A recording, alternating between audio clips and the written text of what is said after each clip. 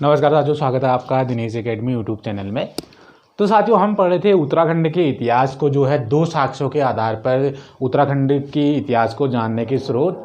तो उस पे जो लेक्चर था हमारा, तो उस पे जो लेक्चर हमारे कंप्लीट हुए हैं 10, जिस पे हम पढ़ रहे हैं ऐतिहासिक कालीन को। पढ़ने से पहले हम पढ़ रहे हैं उत्तराखंडी प्राचीन जातियाँ।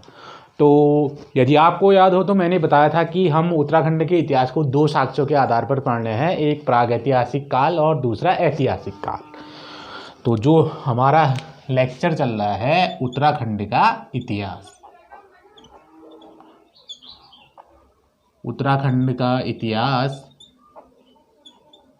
इतिहास और परीक्षावाणी का अध्याय 3 और लेक्चर जो है आज हमारा वो है 11, यानी कि 10 लेक्चर जो है हम पढ़ चुके हैं।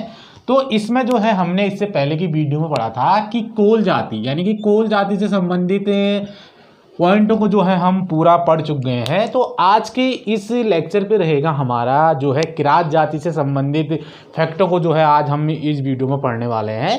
तो 2 साक्ष्यों के आधार पर प्रागैतिहासिक काल और ऐतिहासिक काल, और ऐतिहासिक काल से पहले जो हम पढ़ रहे हैं उत्तराखंड की प्राचीन जातियाँ। तो आज का जो लेक्चर है हमारा, तो वो रहेगा उत्तराखंड के इतिहास पर। जो है आज हम पढ़ने वाले हैं किरात जाति से संबंधित पॉइंट को लेके जो है आज हम आगे बढ़ने वाले हैं इस लेक्चर पे। तो देख लेना किरात से संबंधित जो है हमें जानकारी, इसका संबंध क्या है और किरातों का निवास स्थान कहाँ था, तो उससे संबंधित फैक्टों को जो है आज हम इस पॉइंटों पे जो है आगे बढ़ते हैं। तो सबसे पहले हम जानेंगे कि किरात जाति जो है, यानी कि उत्तराखंड की सबसे प्राचीन जाति मैंने बताया था, अगर आपको याद हो तो मैंने कोल जाति से संबंधित बताया था कि उसका जो है निवास स्थान कहाँ है, उसका संबंध किससे है, उसकी जानकारी हमें कहाँ से प्राप्त होती है। तो मैंने बताया था कि एक जो है मोहनजोदड़ो शिलालेख है, तो वहाँ से जो है एक राजा थे मानधाता। तो मानधाता से संबंधित जब तक मानधाता का जो शासन था, तो तब तक जो है पूरा राज्य जो है एकजुट पे था। जैसे ही मानधाता की मृत्यु हुई तो उसके बाद उसमें 10 भागों में जातियां बंट गई थी। तो उसी में से जो थे, जो मैंने बताया था गौतम बुद्ध के बारे में कि वो किस जाति से संबंधित हैं, तो वो भी जो है कोल। और जन्म की बात करें, नेपाल कपिलवस्तु से जो है नामक स्थान पर उनका जन्म हुआ था। तो इससे जो पता चलता है कि कोल जाति जो है पहले नेपाल, फिर उसके बाद उत्तराखंड में, उत्तराखंड के अस्कोट और डिडियाट क्षेत्र से संबंधित है कोल जाति। तो आप देख लेते हैं किरात जाति से। तो सबसे पहले हम जानेंगे किरात जाति में तो इसका संबंध के बारे में जो है हम जानने वाले हैं, संबंध। तो उसके बाद अगले फैक्ट पे देखेंगे कि शब्द की उत्पत्ति, यानी कि जो शब्द है किरात की, तो इस शब्द की उत्पत्ति। उसके बाद नेक्स्ट भाग की ओर लेके चलते हैं। तो उसके बाद हम पढ़ेंगे इस पे जो है जानकारी, यानी कि हमें जानकारी कहाँ से प्राप्त होती है किरात जाति से संबंधित। उसके बाद हम पढ़ने वाले हैं उसके बाद निवास स्थान, यानी कि इनका निवास स्थान कहाँ पर था, निवास स्थान। और उसके बाद आगे के भाग की ओर लेके चलते हैं। तो निवास स्थान के बाद जो था इनका व्यवसाय। तो यहाँ तक जो है पहले देख लेते हैं इसके बारे में, व्यवसाय। तो देखिए सबसे पहले जो किरात जाति है, तो इसका संबंध जो रहा है तो वो रहा है हमारा पूर्वी नेपाल। यानी कि संबंध की बात करें तो इससे जो है हमें किरात जाति से संबंधित जो 2 चीज़ों की जो है हमें जानकारी प्राप्त होती है कि इनका संबंध कहाँ से रहा है। तो पहला पूर्वी नेपाल, यानी कि पूर्वी नेपाल से जो है इनका संबंध रहा है किरात जाति का। मैंने बताया था कि जो इससे पहले कोल जाति है कि जो गौतम बुद्ध है, तो उनका संबंध नेपाल से था, जन्म जो स्थान था उनका कपिलवस्तु। तो उससे जो है पहले, यानी कि जो किरात जाति है, तो इनसे पहले जो है यहाँ उत्तराखंड में किस प्राचीन जाति का निवास था, तो वो था कोल जाति का। तो आप देख लेते हैं पूर्वी नेपाल से जो है इनका संबंध जो है रहा है। तो उसके बाद देख लेते हैं कि दूसरा जो है, यानी कि पूर्वी नेपाल है, तो इनको कहेंगे किराती, इनको कहते हैं किराती। किराती व कीर्ति। कीर्ति का जो है इनको बोला जाता है, जो किरात जाति से संबंधित है, तो इनका जो नाम है इनको किराती और कीर्ति जाति भी बोलते हैं, यानी कि ये है। और दूसरे की बात करें कि दूसरी जानकारी जो हमें प्राप्त होती है तो ये है मध्य एशिया। तो मध्य एशिया से भी जो है इनका संबंध रहा है किरात जाति का, मध्य एशिया। और उसके बाद देख लेते हैं कि इस शब्द की जो उत्पत्ति हुई थी तो वो कैसे जो है इस शब्द की उत्पत्ति हुई है किरात की। तो अब हम बढ़ते हैं आगे, यानी कि जो शब्द की उत्पत्ति हुई है तो इसको जो बोलता है, यानी कि नेपाल में इनको बोलते हैं कीर्ति।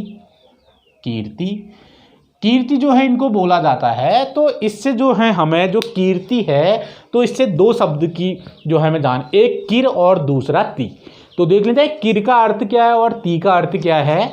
तो आगे के फैक्ट को लेके चलते हैं, यानी कि इसको हम दो भागों में डिवाइड करेंगे, एक होगा किर और दूसरा होगा ती। तो किर का अर्थ आप देख लेते हैं, तो किर का अर्थ जो होता है तो इसका अर्थ होगा सिंह, इसका अर्थ होता है सिंह। और ती का अर्थ देख लेते हैं, तो ती का अर्थ होता है हमारा लोग। तो अब इन दोनों के अर्थ को देख लेते हैं, तो इन दोनों का पूरा संपूर्ण जो है अर्थ क्या होगा इन दोनों को मिला के, तो वो होगा हमारा सी के समान लोग, सिंह के समान लोग, यानी कि सिंह के समान लोग। तो शब्द की उत्पत्ति, यानी कि नेपाल में जो है इनको कीर्ति बोला जाता है, तो किर का अर्थ होता है सिंह और ती का अर्थ हुआ लोग। तो दोनों को मिला के जो है इसका जो होल सोल अर्थ बनेगा तो वो बनेगा सी के समान लोग। तो उसके बाद देख लेते हैं जानकारी हमें कहाँ से प्राप्त होती है। तो जानकारी जो है हमें सर्वप्रथम इसके बारे में कहाँ से जानकारी हमें प्राप्त होती है किरात जाति से संबंधित। तो सर्वप्रथम जानकारी से संबंधित देख लेते हैं। तो सर्वप्रथम हमें जानकारी जो प्राप्त होती है तो एक है हमारा यजुर्वेद और दूसरा जो है हमारा जो है अथर्ववेद। तो इसको जो है दो भागों में जो है हम बांटेंगे कि यानी कि दो वेदों से जो है हमें कि इनके बारे में जानकारी प्राप्त होती है। तो एक है हमारा यजुर्वेद, और यजुर्वेद के दो पक्ष होते हैं, यानी कि दो भाग हैं। एक होता है हमारा शुक्ल पक्ष, दूसरा होता है कृष्ण पक्ष। और उसके बाद जो दूसरी जानकारी हमें प्राप्त होती है तो वो है हमारा अथर्ववेद। और जो यजुर्वेद है तो यजुर्वेद में जो है हमारा शुक्ल पक्ष है, यानी कि जो शुक्ल पक्ष है तो वहाँ से जो है हमें जानकारी प्राप्त होती है। यानी कि दो पक्ष होते हैं, दो भाग होते हैं यजुर्वेद के, एक शुक्ल पक्ष एक कृष्ण पक्ष। तो इसमें से जो है हमें शुक्ल पक्ष से जो है हमें किरात जाति से संबंधित जानकारी प्राप्त होती है। तो उसके बाद दूसरा आप देख लेते हैं कि हमें दूसरी जानकारी जो है हमें किससे प्राप्त होती है। तो दूसरी जानकारी जो हमें प्राप्त होती है तो वो होती है हमें स्कंद पुराण और स्कंद पुराण में जो है कि किरातों के लिए जो शब्द का प्रयोग किया गया है तो वो क्या किया है भिल जाति का, यानी कि भिल शब्द का जो है प्रयोग किया गया है स्कंद पुराण में। भिल शब्द का जो है प्रयोग इनके लिए किया गया है स्कंद पुराण में। भिल शब्द, यानी कि भिल शब्द का अर्थ ये होता है या कि जो लंबा चौड़ा हट्टा कट्टा मुस्कुंडा जो व्यक्ति है तो उसके लिए जो है ये शब्द प्रयोग हुआ है भिल शब्द। तो उसके बाद नेक्स्ट देख लेते हैं कि हमको इसके बारे में जानकारी कहाँ से प्राप्त होती है। तो तीसरी जो जानकारी हमें प्राप्त होती है तो वो होती है मनुस्मृति से भी जो है हमें किरात जाति से संबंधित जानकारी प्राप्त होती है। तो उसके बाद नेक्स्ट देख लेते हैं कि नेक्स्ट जो है हमारा महाभारत, यानी कि महाभारत से भी जो है हमें किरात जाति से संबंधित जानकारी प्राप्त होती है। यानी कि महाभारत में जो है बहुत से जो है पर्व हैं, तो इसमें एक जो है सभा पर्व, तो सभा पर्व महाभारत में जो है सभा पर्व जो है इसका प्रयोग जो हुआ है तो सभा पर्व में जो है इसकी जानकारी प्राप्त होती है। यानी कि सभा पर्व से ये प्राप्त जानकारी हमें होती है कि अर्जुन का जो युद्ध हुआ था तो वो किरातों के साथ हुआ था। तो यहाँ से जो है हमें जानकारी प्राप्त होती है सभा पर्व से। तो आगे के लेके पॉइंट को लेके चलते हैं। यानी कि जानकारी जो है हमें जानकारी सभा पर्व से जो हमें जानकारी प्राप्त होती है कि अर्जुन का जो युद्ध हुआ था, अर्जुन का युद्ध तो ये किरातों के साथ, किरातों के साथ। कहाँ से हमें प्राप्त जानकारी होती है? यानी कि महाभारत में बहुत से ऐसे पर्व हैं, तो एक सभा पर्व है, तो सभा पर्व से जो है हमें जानकारी प्राप्त होती है कि अर्जुन का युद्ध जो है किरातों के साथ हुआ था। तो उसके बाद नेक्स्ट पॉइंट की ओर लेके चलते हैं। तो अगला जो जानकारी हमें प्राप्त होती है तो वो होती है हमारी सांची के स्तूप से। यानी कि जो सांची का स्तूप है तो ये कहाँ पर स्थित है? मध्य प्रदेश में। तो मध्य प्रदेश में जो है एक यहाँ के राजा थे, तो वहाँ से जो है हमें जानकारी प्राप्त होती है। एक किरात वंशी जो राजा थे, तो वहाँ से हमें इनके बारे में जानकारी प्राप्त होती है, किरात जाति से। यानी कि जो सांची का स्तूप,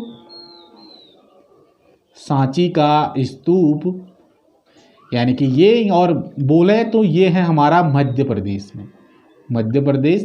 तो इसकी जानकारी हमें प्राप्त होती है। तो एक जो थे किरात शासक, यानी कि जो किरात वंशी शासक थे, किरात शासक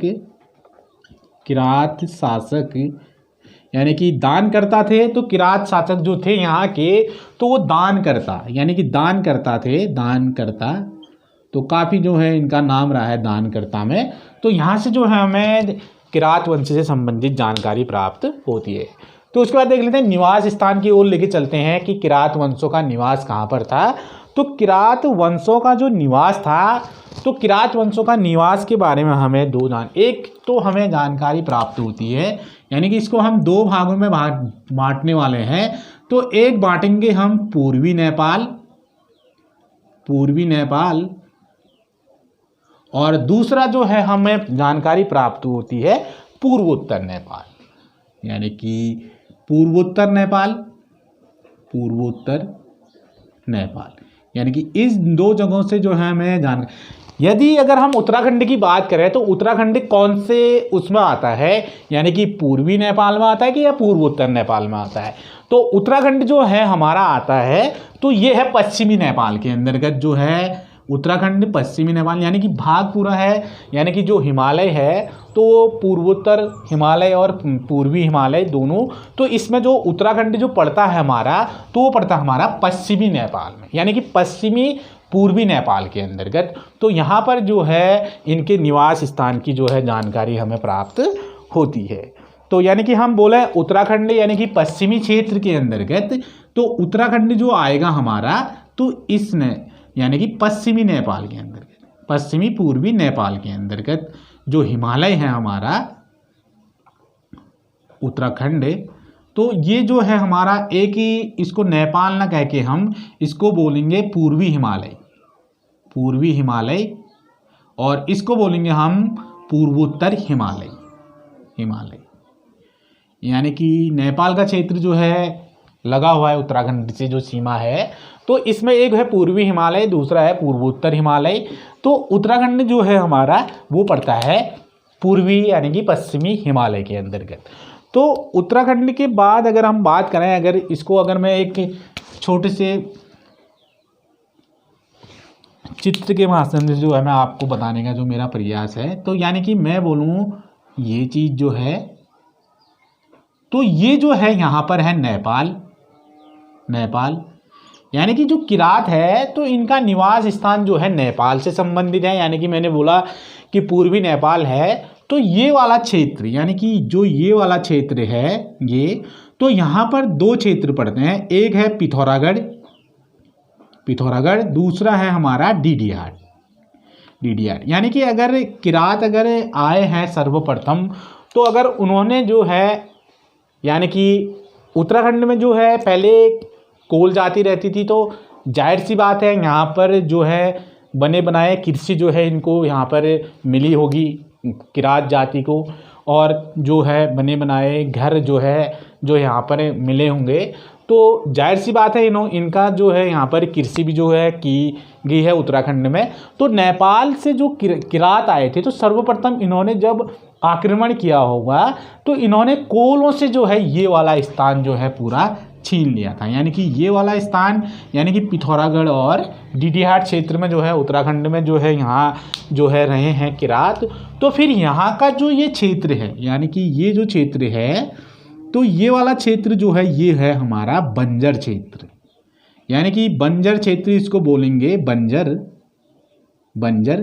तो किरातों ने जब जो है कोलों पर आक्रमण किया था तो उनका जो उन्होंने यहाँ पर कब्जा करने के बाद जो है कोल जाति जो है यहाँ को भाग गई थी, यानी कि इधर को जो है इन्होंने पलायन कर दिया था। तो इस क्षेत्र को बोलते हैं भूटांटिक क्षेत्र। तो जाहिर सी बात है तो जो किरात आए थे तो उनका निवास स्थान जो है यहाँ पर रहा था, कहाँ? पिथौरागढ़।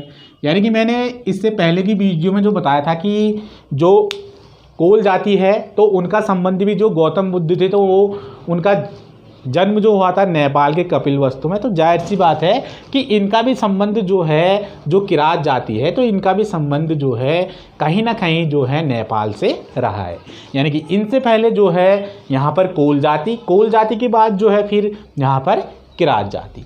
तो अब आगे के पॉइंट को लेके चलते हैं कि व्यवसाय की बात करें तो जो पहले यहाँ प्राचीन जाति, सबसे प्राचीन जाति अगर उत्तराखंड में बोलेंगे तो वो होगी कोल जाति। तो इनका व्यवसाय है यानी कि पहले कोल जाति रही है। तो कोल जाति ने यहाँ जाहिर सी बात है कि यहाँ पर जो है कृषि का जो है प्रचलन जो रहा था कृषि और पशुपालन, तो ये चीज़ें जो है रह रही हैं यहाँ पर। तो इनको जो है ऐसी चीज़ें जो है बनाई मिल गई किरात जातियों को उत्तराखंड में। आए कहाँ से? तो नेपाल से। तो अब देख लेते हैं इनके व्यवसाय से संबंधित बातें कर लेते हैं। तो इनका जो व्यवसाय है तो वो रहा होगा, जाहिर सी बात है किरातों का संबंध जो है कृषि से था, तो कोलों का संबंध और पशुपालन से भी। तो इनका जो संबंध रहा है कृषि और दूसरा जो है इस पे पशुपालन। यानी कि मैंने बताया था कि अगर मैं बोलूं निवास स्थान, इसको पूर्वी नेपाल और पूर्वोत्तर नेपाल ना बोल के इसको बोला जाएगा पूर्वी हिमालय और पूर्वोत्तर हिमालय। तो ये चीज़ें जो है हमें यहाँ से जो है जानकारी जो है प्राप्त होती है। तो अब देख लेते हैं आगे के पॉइंट को, फैक्ट को लेके चलते हैं। तो इसको जो है अब रब करके जो है आगे बढ़ते हैं आगे के पॉइंटों को। तो व्यवसाय से संबंधित बातें जो मैंने बताई हैं तो वो है इनका कृषि और पशुपालन, यानी कि किरातों का संबंध जो है कृषि और पशुपालन से इनका व्यवसाय रहा था। तो पहले जो है कोल जाति है तो उनका भी संबंध जो है कृषि और पशुपालन से ही रहा है। तो अब देख लेते हैं आगे के पॉइंट को, फैक्ट को लेके चलते हैं कि आगे जो है हमें क्या क्या जानकारी जो है प्राप्त होती है किरातों से संबंधित। तो आगे जो है अब इसको रब करके जो है अब आगे के पॉइंट को लेके चलते हैं। तो आगे अब हम पढ़ने वाले हैं इस पे जो है किरातों से संबंधित। तो आगे का जो फैक्ट है इस पे पॉइंट, तो इनकी जो है आजीविका के बारे में जो है हम जानने वाले हैं। आजीविका एक फैक्ट इसको लेके चलते हैं कि इनकी आजीविका किस पर निर्भर थी। तो उसके बाद आगे के पॉइंट को लेके चलते हैं कि इनका धर्म कौन सा था। तो धर्म से संबंधित यानी कि किरात जाति का धर्म किससे संबंधित है। तो उसके बाद देख लेते हैं कि इनकी भाषा क्या थी। तो भाषा क्या रही थी इनकी भाषा, और अंत में जो है हम देखने वाले हैं इनका वर्णन, यानी कि जानकारी जो है हमें कहाँ से प्राप्त होती है, कौन कौन सी चीज़ों से जो है इनके बारे में हमें प्राप्त होती है। तो अब देख लेते हैं आगे के पॉइंट को, फैक्ट को लेके। तो सबसे पहले हम जानेंगे कि इनकी आजीविका किस पर निर्भर थी। तो इनकी आजीविका से संबंधित अगर जाहिर सी बात है, यानी कि जो कोल जाति थी तो उनका संबंध कृषि से था, कृषि और जो आजीविका रहती थी यानी कि पशुपालन, यानी कि इनका जो संबंध है आखेट से। तो आखेट जो है इनका जो है प्रमुख व्यवसाय यानी कि आजीविका बताया जाता है किरात जाति का। अब आखेट को क्यों जो है इनका जो है आजीविका के बारे में इससे संबंधित क्यों बोला जाता है, तो देख लेते हैं आगे के पॉइंट को, फैक्ट को लेके, यानी कि क्यों इनको बोला जाता है क्यों बोला जाता था कि इनकी जो आजीविका है यानी कि आखेट यानी कि शिकार पर जो है इनकी आजीविका जो है निर्भर रहती थी। तो ये जो है किरातों का एक ध्वज है, किरातों का ध्वज यानी कि जो किरातों का ध्वज था तो उसको बोलते हैं किराती ध्वज, उसका नाम है किराती ध्वज। तो अब देख लेते हैं आगे की फैक्ट को लेकर चलते हैं। तो इनकी आजीविका आखेट क्यों बताया जाता है, तो यानी कि जो इनका ध्वज था तो वो था इस ऐसे जो है इनका जो ध्वज था किरातों का, तो इस पे एक निशान बनाया गया था, यानी कि जो ध्वज है तो उस पे जो है एक ऐसे, तो ये और ये, यानी कि ये चीज़ जो है इनके ध्वज पर जो है इसका जो अंकन जो है मिलता है, यानी कि इस चीज़ का, तो इससे संबंधित यानी कि तीर और कमान का जो है इनके ध्वज पर जो अंकन मिलता है, तो जाहिर सी बात है कि इनकी जो आजीविका रही थी तो वो रही थी शिकार से संबंधित, यानी कि आखेट। तो इनका व्यवसाय यानी कि आजीविका जो थी तो वो शिकार पर निर्भर करती थी। तो उसके बाद धर्म की ओर लेके चलते हैं। तो धर्म क्या था, तो हिंदू धर्म, यानी कि ये जो थे हिंदू धर्म से संबंधित थे, हिंदू धर्म। तो जाहिर सी बात है अगर हिंदू धर्म से संबंधित है तो इन पे जो है ये जो थे शिव के उपासक, यानी कि शिव की उपासना करते थे, शिव की उपासना। और शिव की उपासना अगर ये करते थे तो जाहिर सी बात है इन पे जो है हिंदू धर्म अगर है तो जादू जो है इन पे जो है प्रथा प्रचलित होगी, टोना, जादू टोना, बलि प्रथा और झाड़ फूक। तो ये चीज़ जो है इन पे भी रही होगी किरात जाति में। तो आप देख लेते हैं आगे की पॉइंट फैक्ट को लेकर चलते हैं कि इनकी भाषा कौन सी थी। तो किरात जाति की जो भाषा थी तो वो थी मुंड भाषा। तो मुंड भाषा जो है इनकी रही है, यानी कि पहले कोल थे तो कोलों ने जो है मुंड भाषा जो उनकी भी रही थी तो उनसे जो है इन्होंने यानी कि इनके पूर्वज यानी कि इनसे पहले आए थे तो इनका भी संबंध जो है नेपाल से है।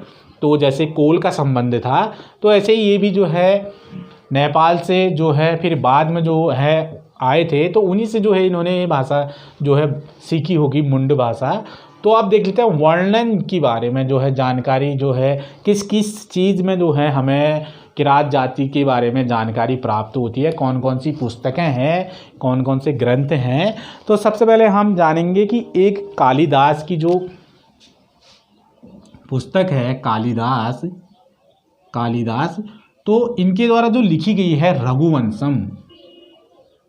रघुवंश। तो यहाँ से जो हमें इनके बारे में जानकारी प्राप्त होती है किरातों के बारे में रघुवंश पुस्तक से। तो उसके बाद नेक्स्ट है कि बाणभट्ट की जो पुस्तक है बाणभट्ट, तो इनके द्वारा जो लिखी गई है कादम्बरी, यानी कि बाणभट्ट हैं जो कि हर्षवर्धन के काल से संबंधित हैं लेखक। तो इनके द्वारा एक पुस्तक जो लिखी गई है तो वो लिखी गई है हर्षचरित्र, जो है सबसे ज़्यादा जो है इनकी प्रसिद्ध रचना है। तो ऐसे ही बाणभट्ट के द्वारा जो कादम्बरी जो लिखी गई है तो यहाँ से भी जो है हमें किरात जाति से संबंधित जानकारी प्राप्त होती है। तो उसके बाद नेक्स्ट देख लेते हैं वराहमिहिर। एक है वराहमिहिर,